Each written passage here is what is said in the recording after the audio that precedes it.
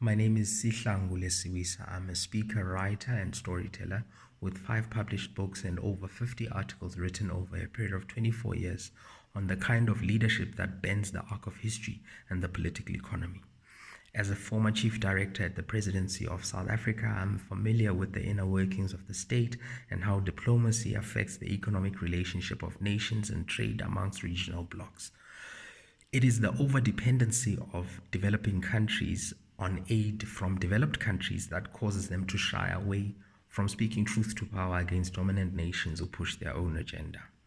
I too found myself holding my tongue when I met President Clinton at the Tomorrow Dialogues in Pretoria and not asking the question I wanted to ask about the face that America presents to the world, being either a friend or a foe depending on the prevailing American interests at the time.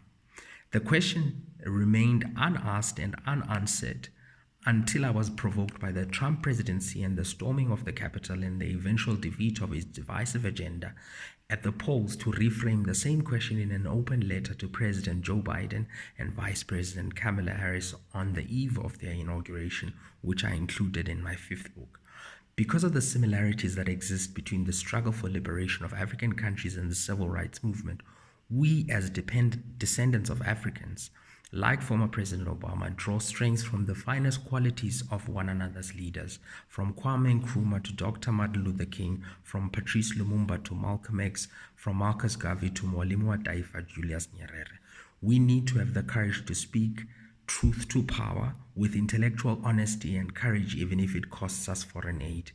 In the words of former President Mbeki, I am prepared to fight at the top of my voice for the right to differ with you at the top of yours. Let's make our voices count.